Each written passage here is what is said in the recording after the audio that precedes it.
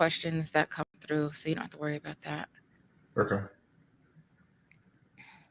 All right, we are live. Welcome, everyone. Um, let us know in the chat if you can hear us, if you're here. Let's see, make sure. We'll get started in about 5 minutes, or 3 minutes, actually. Okay.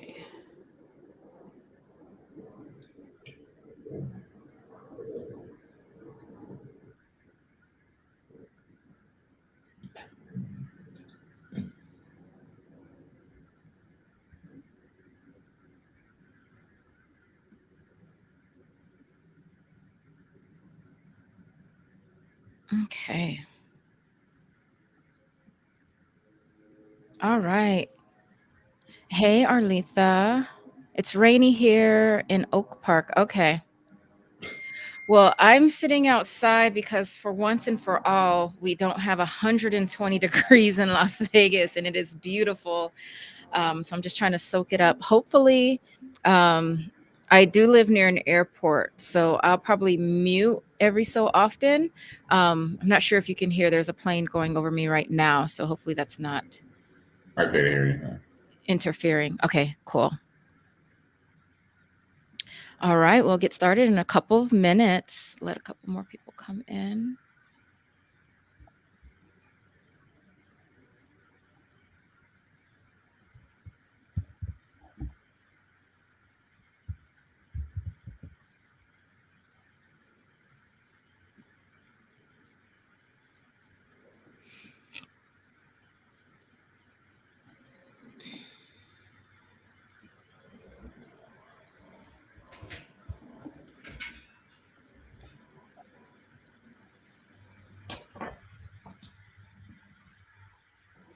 Okay, perfect. I think it's because I have like the mic and earbuds, so it helps filter the sound. Yeah, I mean, only once when we were talking did I hear a plane, but other than that, I can't hear anything. Okay. Let's see.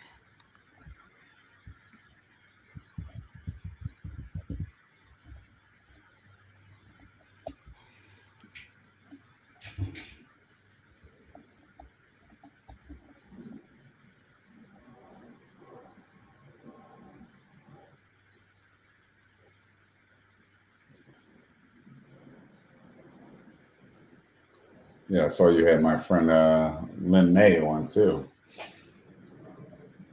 You have a friend joining? Is that what you're saying? You know, you had one of your previous guests was Lynn May. Uh-huh. Yeah, he's a friend of mine as well. He does DNA analysis for Oh, cannabis. yeah. Yeah, that was a good talk as well. Yeah, Lynn is awesome.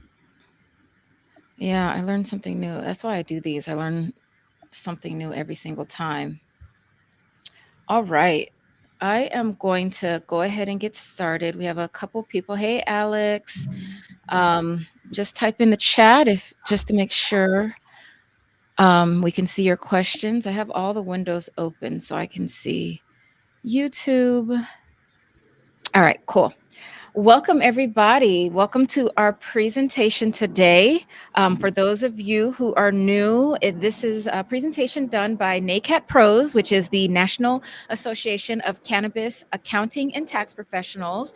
And the purpose of these presentations is to just help us get a more broader understanding of the cannabis industry.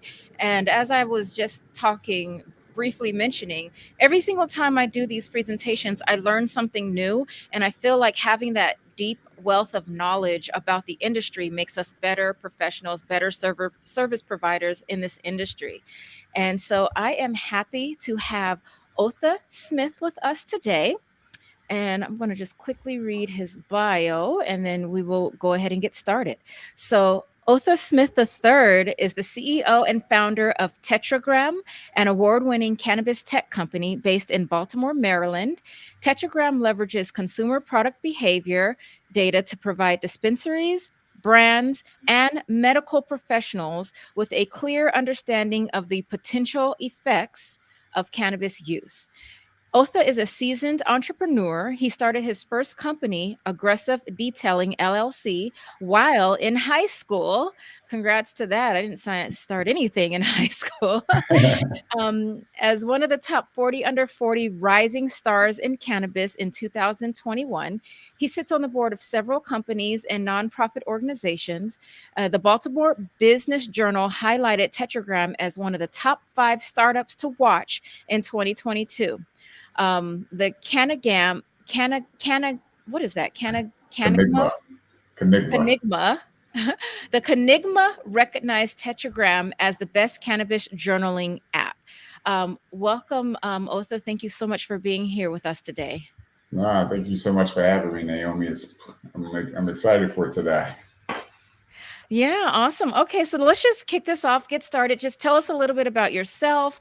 What brings you to the cannabis industry? Yeah, so as you mentioned, our business is located out of Baltimore, Maryland. I'm a native of Maryland, so blue crabs every day, all day here.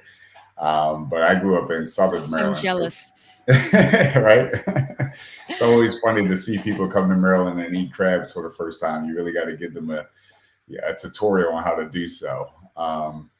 But yeah, I grew up in Southern Maryland, so closer to Annapolis area, for those who might know, the sailor capital of the world. And grew up in a very rural area where everybody had at least 3-4 acres of land, so the area was notorious for growing cannabis. So I've been around it my entire life.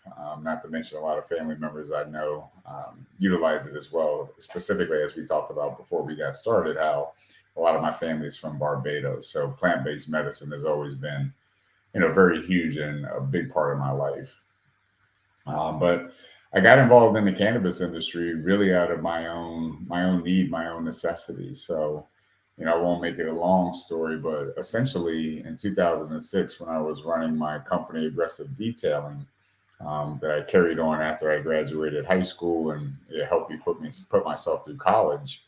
I was involved in a very tragic car accident. That car accident actually left me with a 36 staple scar on the top of my head. You could actually see it because I got my hair cut. So very large scar, and as a Wow. result of falling asleep at the wheel. At that Mhm. time, it was still like me, and I think I had 6 employees, so always open, never closed, working around the clock, and went out to dinner with some friends in DC, and it was like a 45-minute drive home, and fell asleep at the wheel, and I was ejected about 30 feet. So Wow. yeah, I was actually pronounced dead on the scene. But luckily for me, my good friend was going to school to be a doctor at John Hopkins, where she is today. And so it was her medical instinct that ran to my aid until the helicopter arrived. So, I owe her a lot, right? But after getting out of the hospital, being diagnosed with a traumatic brain injury, a TBI, I was just given so many nasty, dangerous opioids and prescription pills. Mhm. And name, I don't have to tell you, you know how dangerous those are. Yeah. So, after 3 years of using pills, I was just like, this is not the life I want to live. Like I could count on one hand when I used any prescription pill prior to this car accident. So, when that happened, I immediately, after 3 years, the monkey had gotten on my back. I was going down a really dark path in my life, and started to, Mm. put all my faith back into cannabis. And that was really the reflection point. I know a lot of people say that cannabis saved their lives, but it truly saved mine. Kept me from using opioids, and I got my life back. So that was my initial entry into like taking cannabis seriously, and seeing the true medicinal value of it. Oh, wow. Thank you for sharing that. What an amazing story. Yeah, it's been a journey, as they say. Yeah. Okay. All right. So tell us about Tetragram, your business, and how it actually works. Yeah, so after getting out of that car accident, starting to use cannabis, um, when cannabis started to become legal across the country, I was like, yeah, this is something I want to play in, because I completely seen the benefits from my own personal perspective. So when Maryland legalized their program here, it was a medical program. And, I was a little egotistical. I'm like, I've been around cannabis all my life. There's nothing they can't tell me about weed that I don't already know, right?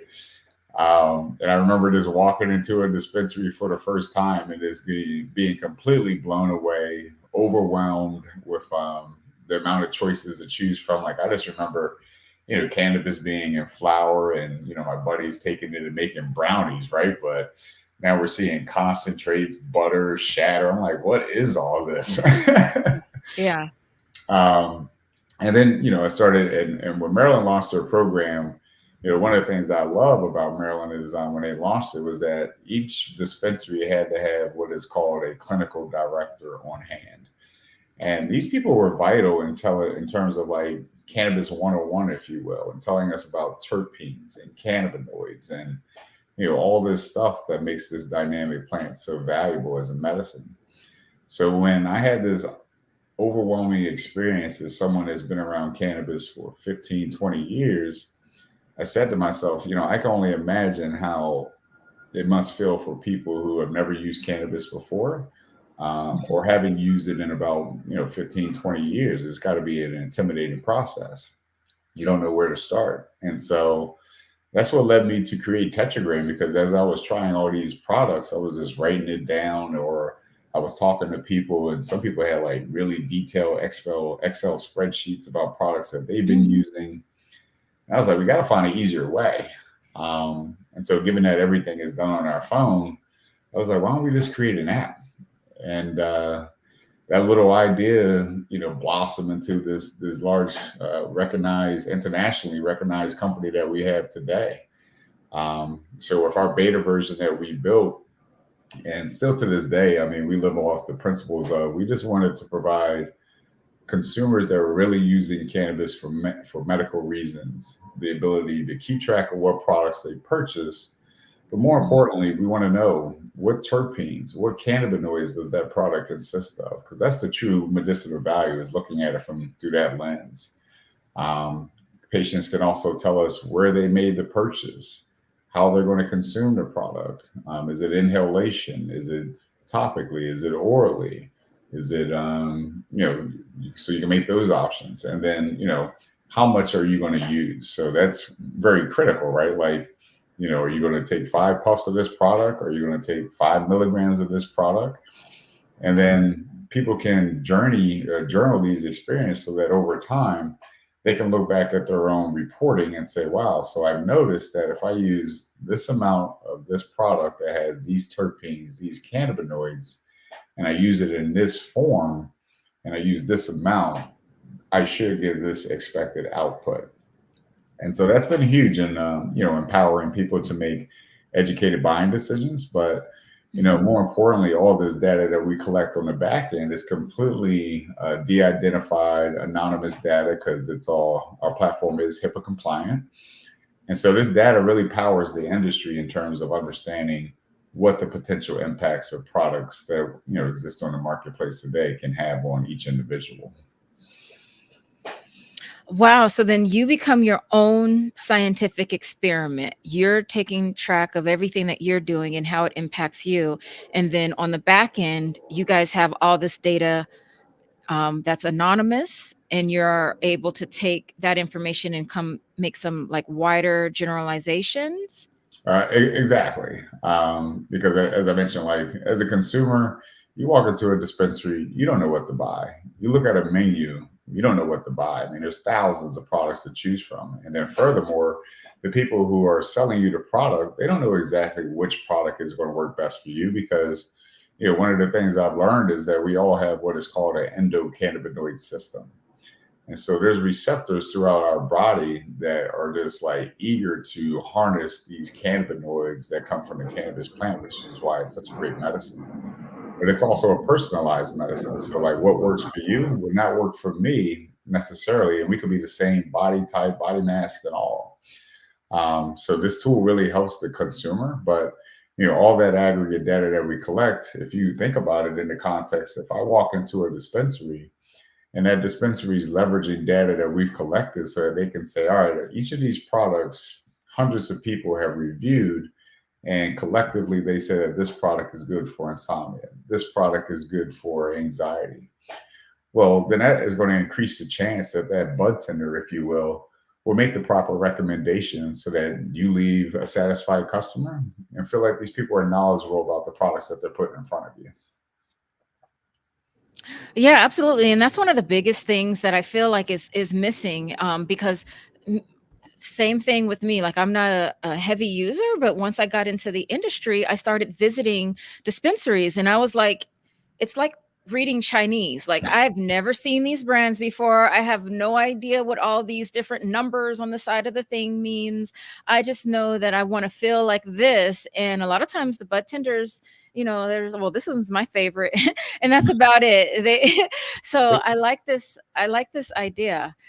Yeah, and you hit it right on the head. You said one thing, you want to feel this way, right? So, and this is something I drill, and my team and I drill into dispensary owners and brands. It's like when people are shopping for cannabis, you're always going to have a certain aspect of people who are just like, I just want to get the highest THC. I just want to get stoned. That's fine and dandy. But, majority of people, when they shop for cannabis, they're either looking for a certain experience or they're looking for that product to treat a certain symptom of their medical condition.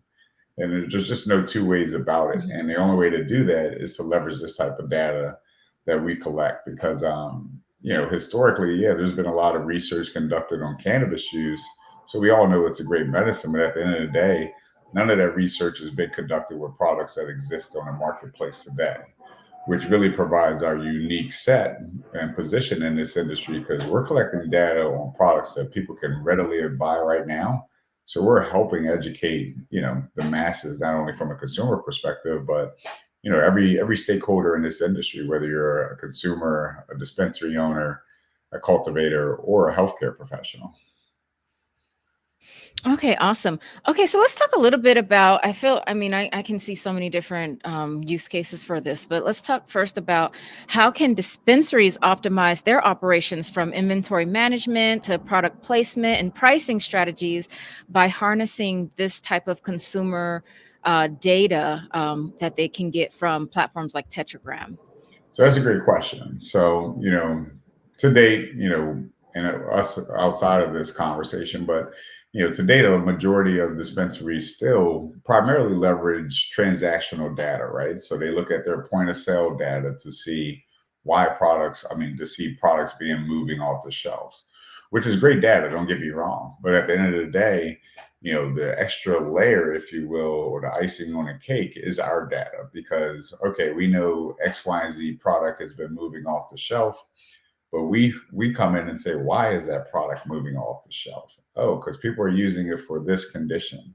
So it helps with their inventory management and the promotion of these products because now they can say, not only do we know that this product is popular among our customers, but it's popular for X, Y, and Z reasons so they can leverage that information when it comes to promoting the product with more intent behind it. We've seen in this industry where brands or dispensaries have made claims saying this product is good for X, but there's no data to back that up, and then they get their hands slapped by the regulatory commission. But with this data that we collect, they utilize that so that it can really help streamline their inventory and know what their customers are really looking for at the end of the day. Yeah, okay.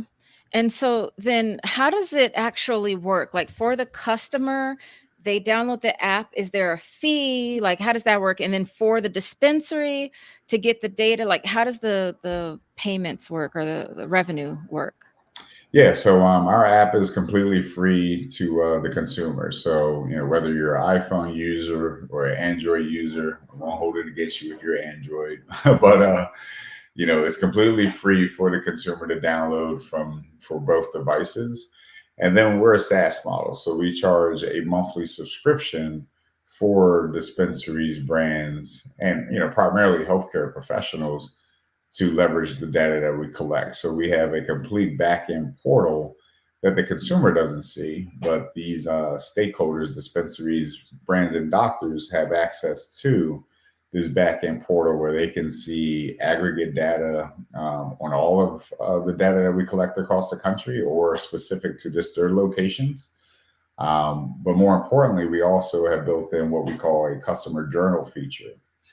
And this is really cool because every customer that has our app has their own QR code built into their profile. And so if you happen to be shopping at a dispensary that's a partner of ours, you can simply share your QR code with that dispensary staff and it'll pull up your complete history of products that you rated through Tetragram. So again, it puts them in a better position to not just be transactional in nature with you, but to more so be consultative and say, all right, we know exactly what you've used, Otha. We know what you've liked, what you haven't liked, and looking at these, what I refer to T's and C's, terpenes and cannabinoids, let's home in on those products that really have shown benefit for you.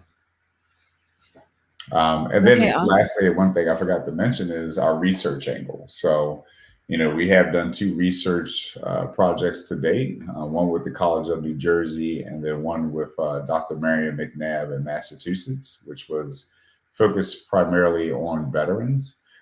So we've been data collection partners with universities, independent researchers, and so forth as well. Okay, awesome. And I dropped the link for anybody who's interested in getting the app, and it's displayed on the screen, so you can go ahead and download it so that you can start tracking your stuff. Okay, Yeah, so let's download talk a that little bit. today. Yeah, we're gonna have everybody better understanding themselves because I feel like this is the biggest. Like we've been in this 50-year war on drugs, so we don't have any of this scientific data, and then they just legalize it, and suddenly you're just supposed to figure it out. So Yeah, we need. exactly right. Yeah. And what we're doing is really nothing new, right? Like if you think about it, if you were to say, "Hey, it's January 1st, I'm going to get in shape. I'm going to start going to the gym." If you go the route of hiring or hiring a physical trainer, they're probably going to tell you to download an app to keep track of your workout routines. Same thing if you Right. hire a nutritionist because you want to eat better. They're probably going to tell you to download an app so you can keep track of that as well. So journaling is nothing new. It's just hyper important in this industry because this is a medicine and it's like we've been talking about so far. There's just way too many options to choose from. Yeah, and then back to the comment about how this helps dispensaries, because a lot of times as accountants, we get questions with helping our clients become more profitable. And a lot of times that goes down to your inventory strategy and what you're buying and when you're buying it. And as you mentioned, just looking at the POS system data gives you some data, but understanding like what's going on in the world. Oh, what season is it? There might be things depending on the season, depending on is it COVID? Is everybody depressed? Is everybody happy? Like, what are we going through, and what types of medicine is going to be popular during that time in the country? Yeah, and that's another great point there too. Is that as a dispensary operator, you have brands coming to you every day, like literally every day, saying, "Will you please put my product on your shelf?" And a dispensary Yep. really has no data other than whatever they can harness through, point of sale or just, from other companies that are carrying that product to make that determination.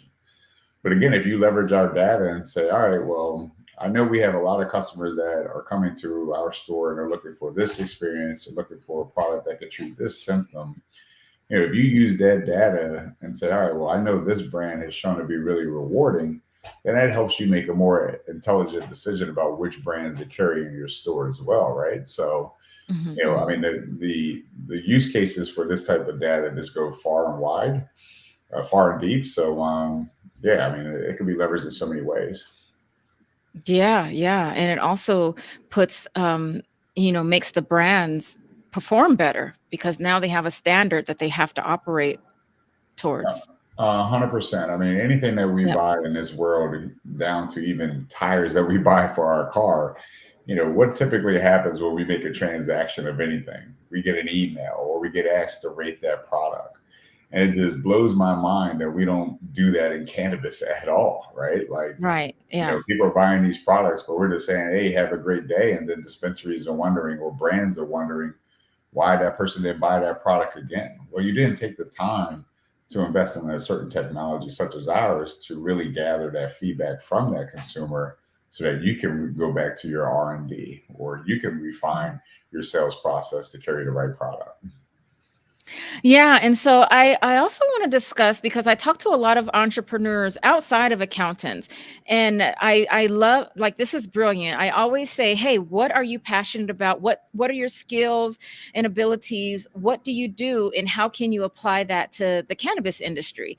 And so I like how you've figured out, okay, I have a tech background, or I understand, data, and what can I build to help out in this industry? And you built Tetragram. So what kind of challenges and things did you face when you transitioned from being a regular entrepreneur to leading a tech driven cannabis company? Oh man, how much time do we got? I mean, I mean, like anything in life, when you're building something new, doing something new, there's going to be things that you just didn't see coming. I will say the biggest thing that I didn't see coming was how much money we were going to spend on Mm, just lawyers, to be honest. We were, one of the first companies to develop an app within the realm of cannabis to be put on the app store. So mm, that being said, we had to hire some pretty well versed lawyers who knew how to navigate these conversations, especially with Apple. Android wasn't too much of a headache.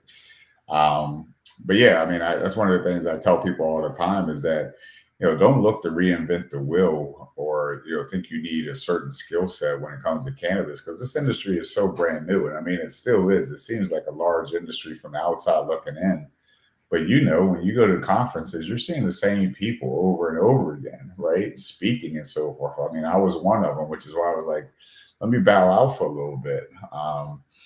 But lawyer fees was huge, and then the biggest problem that we experienced was just raising capital. And I know this mm, is constantly gets discussed, but it's really important that we continue to highlight it because we're a minority owned company, which is at that when I got into this industry, I think it was like 4% representation, which is awful, mm, and now I think it's down to mhm, like 2%. So it was a little challenging to be taken serious as a business owner, a minority business owner.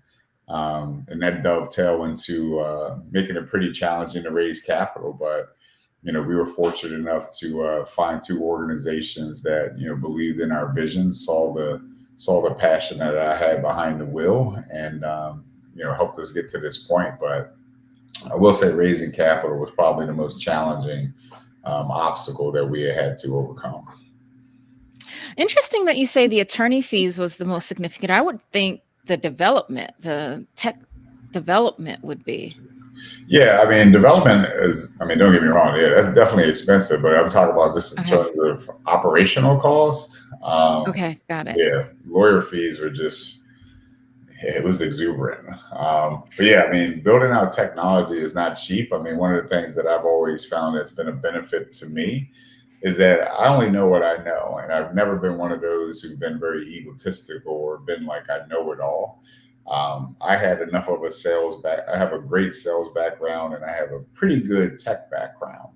But I knew I Mhm, couldn't build what I was envisioning. So I knew how important it was to find people who shared the same passion that I have and had that technical experience that could help bring my dream, my vision to reality. And so it took me about a year and a half to find my now founders. So shout out to Lucas Rowe and Julius Moore. Love you guys immensely, and we're doing great things over here. And glad to have you by my side. But that was a little bit of a challenge too. I went through countless people interviewing them to see one if they had the skill set and two if they had the passion and the resilience that is needed to build something regardless of what industry you're in. Okay, well, that's interesting. Tell us a little bit about your background. So I know you started aggressive detailing. Was that for cars, like detailing? Is that, or yeah was it a so technology? so that wasn't technology, that was just sweat labor, right? Okay, okay. So we detailed cars is where I started off initially. Just I'll never forget it. Like I printed off business cards off my home computer, right? And just I grew up in a pretty affluent area of Maryland, so everybody had really nice vehicles, had boats and stuff. So I just started, papering neighborhoods with my flyers, Mm, and mhm. that led to not we started with cars, then it led to detailing boats, and then boats led to, entrance into marinas. The cars led to entrance and contractual relationships with dealerships. And then at Wow. some point, we started even detailing small planes like Cessnas. So, Nice. Okay. yeah, I grew that pretty rapidly. I think anyone who knows me knows that I only got one speed in life, and that's full throttle. I Um, see. In high school? Yeah, 100%. But I just got the entrepreneur bug. Like my brother was an entrepreneur. May he rest in peace. And my older sister, was an entrepreneur. She just Mhm. recently finally turned in her reins because she ran a really successful daycare business. And my brother, who passed away, he had a very successful furniture business. So if you remember, I'm probably dating myself, but like, when I was a kid, water beds were like the hottest Oh, things yeah. since sliced bread. And so everybody in my family had a water bed, and thanks to my brother who had like multiple waterbed furniture locations. So it's just part of my DNA to be a disruptor and build things that I'm passionate about. Okay. So now from there, you were doing aggressive detailing. You built it out to this where you're detailing airplanes and stuff, and you have a vision to start a SaaS tech company, but you don't have a tech background, correct? So it's a gray area. So I went to school. When I went to college, my father was a computer programmer, so I was like, hey, he did well. I'll do the same thing because I was like most. I didn't know what I wanted to do. Okay. So I spent 3 years as a computer programmer, so I knew enough to be Oh, dangerous, but okay. yeah, I couldn't build Okay. out what Got we it. have today. And so instead of just, because a lot, this is where people get stuck. They're like, I don't know anything about that. I can't do it. So instead of you saying, I don't know how to do this app, let me go and find partners who know that side and know how to build out apps so that I can take this vision into fruition. Absolutely, absolutely. And I think that's the biggest problem people make is, you know, the biggest critic in your life is the one that you see in the mirror, and that's the one that people are like, I can't do it. You shoot yourself down before you even give other people the opportunity to shoot you down.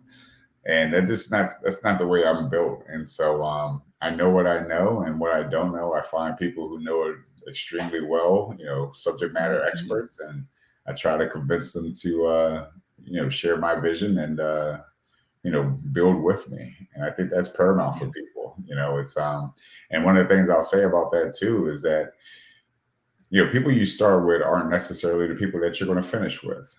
Some Right. people come into portions of your life and they provide value, and then you know life goes on. But the same thing happens to business, and you can't let that be a deterrent from you to continue to march forward too.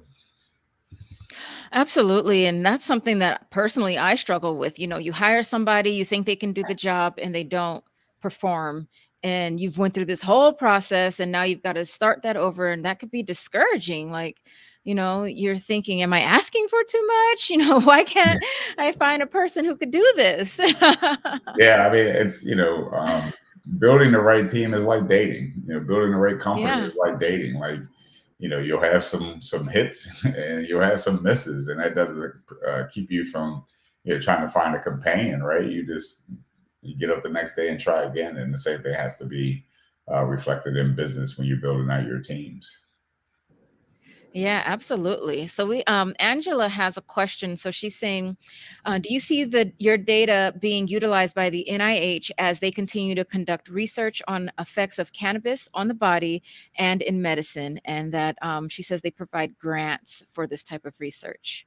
Oh, 100%, 100%. So, and that's why never have I been so eager to get local or federal government involved in anything in my life. But this is a place where it's like we need the grown-ups to show up in this space so that more of these research opportunities become available. But yeah, I mean, I actually have like a quarterly call with someone from NIH about what we're doing. Mm. And NIH actually released, it's been about a year now, a grant that John Hopkins won on research specific to the data that we're collecting. So we've been in conversations with them to contribute in a meaningful way. So it's definitely, I'm just eager for more of these opportunities to come across as we get more backing from the government. Okay. And talk a little bit about just cannabis technology because I feel like there's still a lot of room for all types of applications to be launched. Cannabis technology it's evolving rapidly. How do you stay ahead of industry trends and ensure Tetragram remains innovative and relevant in this competitive market? Well, one of the things you have to learn as a technologist is you're never finished. You'll never be like, hey, this is 100% done. We're constantly innovating. And so, my team and I were looking at what's happening in various markets, not only nationally, but internationally. Because since we have other countries that have already approved it at a government level, they're making some real advancements over there when it comes to research. So, and we're in the community. Like, I tell people, they're like, man, how much do you travel? I was like, well, put it this way, when I left Constellation, I had to buy a new car because it was just needed, and I knew, starting a startup, I wasn't going to get approved for financing with no job. So right before I quit, I bought a new car, and that was 5 years ago when we launched Tetragram, and that car has almost 200,000 miles on it. So, you know, Mm, I'm in the community. I'm in these streets, as my daughter would say, and just making an impact so I can see what's happening not only at the customers level, but also at the retail level, at the cultivation level. And I will say, one of the biggest benefits to me in building Tetragram was that the minute I left corporate America, I got a job at a dispensary. I mm, worked I stayed there for about a year and really just wanted to have an intimate understanding of, the pain mm. points that, us as consumers and as operators experience in this industry.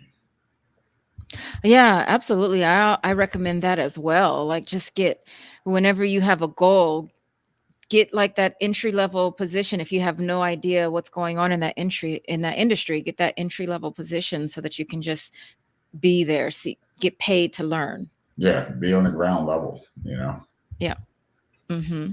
Now, how do you I just heard you say you have children. So now how do you balance the demands of running your cannabis tech company with all of your commitments, your board memberships, your family, and other entrepreneurial ventures?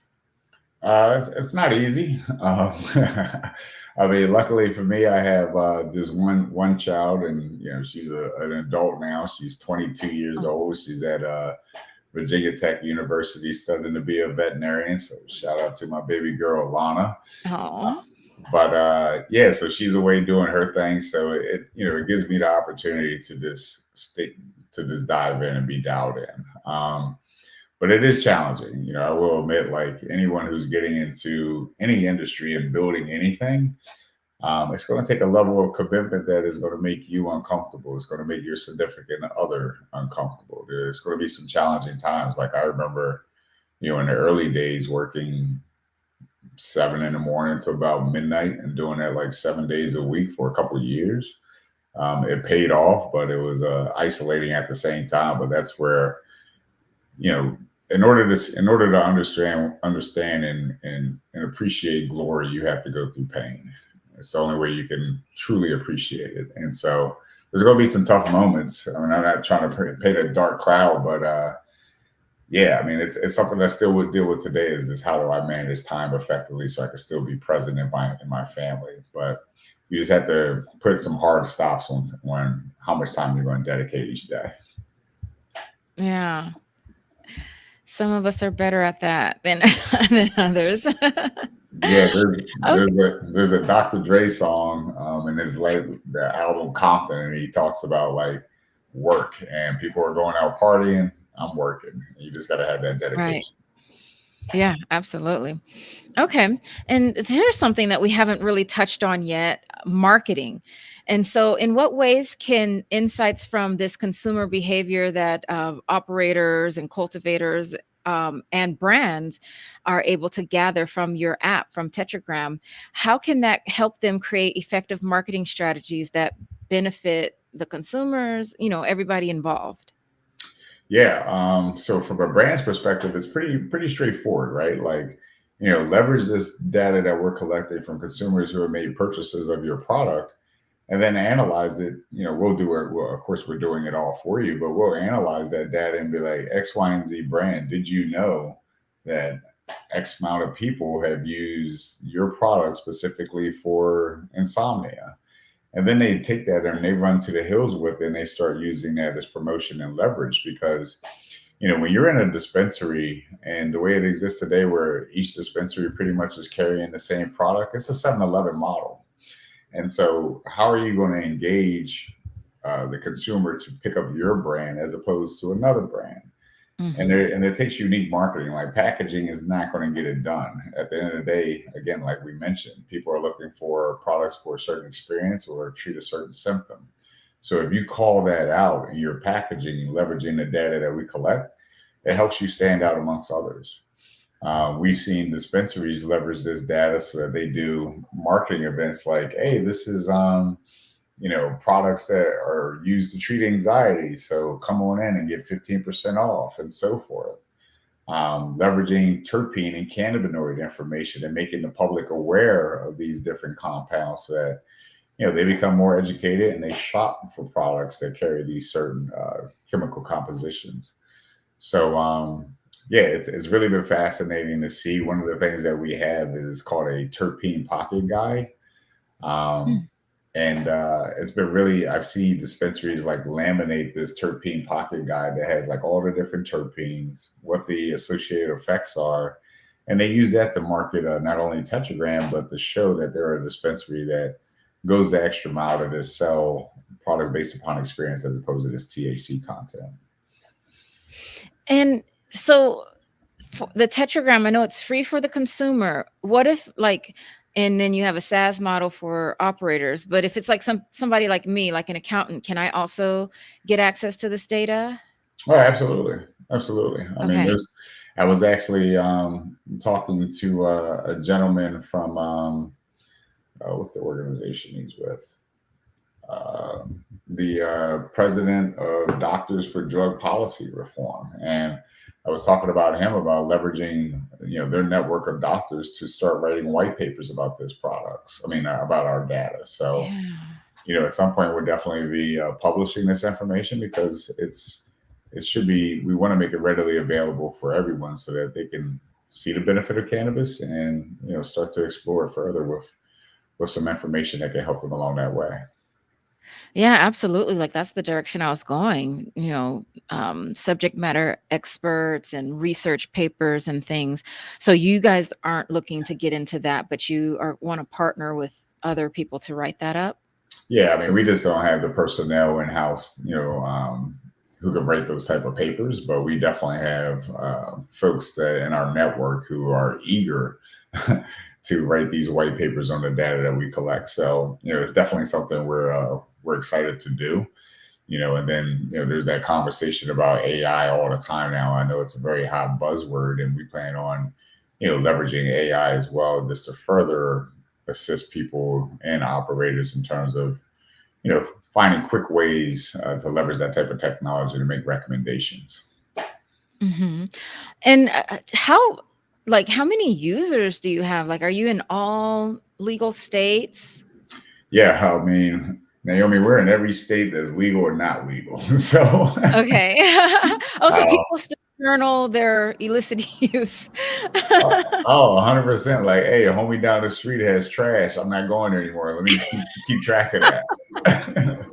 All jokes Okay. aside, but yeah, I mean that does happen. But you have a lot of people who are growing at home, right? And if you're growing yourself, you want to keep track of everything that you're growing and the results associated. So we do see a lot of that. So like keeping for the people, the audience here, like keep in mind that like it doesn't have to be products that are bought from a dispensary or from an online store. If you're Got doing it. home grow, you just want to find an effective way to keep track of your own products and their effects. Come to us to do so. But in terms of users, I mean, we're way over like 40 some thousand at this point. So it's really been Nice. great to see. Nice. Okay, awesome. And then let's talk a little bit because I know this is something that you definitely had to go through with attorneys. Let's talk a little bit about the ethical considerations and the safeguards that you had to put in place to protect consumers, because of HIPAA and all those things to make sure that their data is not getting out there. Yeah. So all of our data is stored on, HIPAA compliant servers. We never ask for a person's first or last name. Not at this point. That might change in the future as we start to integrate with EMR platforms that exist in the traditional healthcare model. But for the time being, we're not asking for your first or last name. And when we look at the data on the back end, it doesn't correlate with your email address that you use to create your own profile. So there's no way for us to link your email back to the data that you've entered in the Tetragram. And that is very important to everyone, and especially to us because you're trusting us with your personal information regarding how you're consuming, how much you're consuming, and so we take that Mhm. very seriously. Yeah, yeah, I can imagine because it's been like an underground thing for so many years. So people are not very open to just let everybody know what they're doing behind closed doors. Yeah, yeah. I mean, it's very real. I mean, you still have people who go to a dispensary, but they park in the parking lot across the street or down the street because they'd be like, "Hey, I don't want my neighbor to see my car in a dispensary parking lot." So, like, the negative stigma is still very real, and it's another reason why we took the steps that were costly from a lawyer perspective, but we wanted to make sure that it was HIPAA compliant. Yeah, absolutely. And then let's touch a little bit on social equity. So, what do you see the role of cannabis technology in promoting social equity and inclusion in the industry? Well, I again, me being a very humble person, I didn't realize how many people who look like me or share the same skin tone as me looked up to me. And then I had to Hmm. actually like step back and realize, like, yeah, there's, I don't know. I mean, I still don't know, maybe two or three people other who are involved in the tech space that look like me, or people of color, or women founders. So, I think I'm a great representation that, like, you don't have to go after what the industry considers the sexy part of the Hmm. industry, which is owning a dispensary, owning a grow, owning a processor. You don't have to touch the product itself. There's so much runway for everyone, but especially for minorities to develop some really innovative tools and applications on the ancillary side. And trust me, Hmm. folks, there's a lot less headaches on this side too. So I think that speaks volumes to showing that there's a lot of runway and benefit to social equity and minority applicants who want to get involved in this space. Okay, yeah, absolutely. And so, so you mentioned that your platform can be used for, if you have a home grow or whatever you're doing, do you see it getting into the psychedelic space as well as that's starting to come on board? Yeah, I gotta laugh because, yeah, I mean, it's absolutely an option. We get asked that all the time. Are you going to open it up to psychedelics?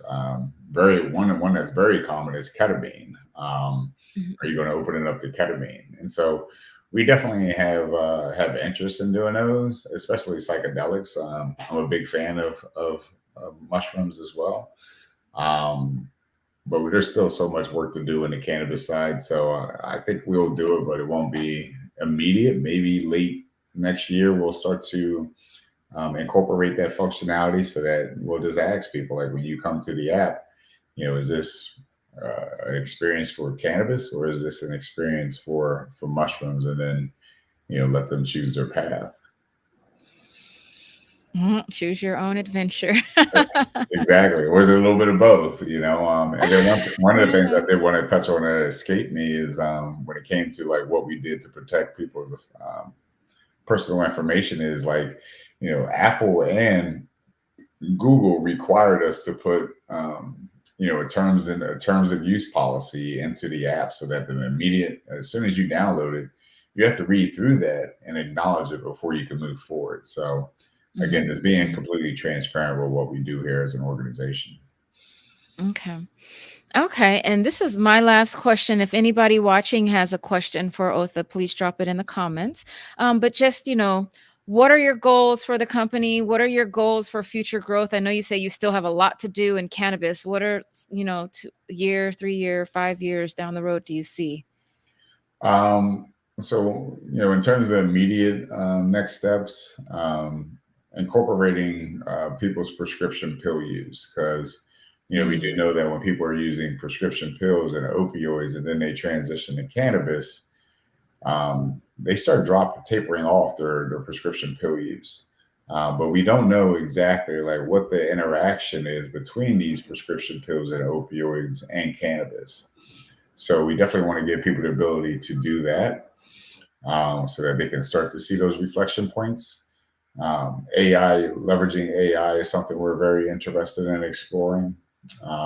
And then, tying into these EMRs, the Epics of the world, the Athena Healths of the world is something that's we're very focused on. And then, if I look like 2 3 years, maybe it'd probably be sooner, given how fast we're getting this interest. But we'll probably be definitely going international, because I've had several conversations with folks in UK, in mm, Germany, in Australia. So, you know, here we nice. go, international. Well, congratulations. I'm inspired. Now I need to figure out what I'm doing with my life because this is really exciting. So, thank you so much for being here today. No, thank you so much for having me, and letting me share my journey with you, and what keeps me motivated and inspired every day. So, yeah, thank you for your time. Yeah, awesome. And I hope to see you soon, maybe in Las Vegas or some Hey, conference. hey, MJ BizCon, here we come. Awesome. All right. Well, thank you. And I'm going to go ahead and end this here, but thank you for being here. Bye. Thank you. Bye.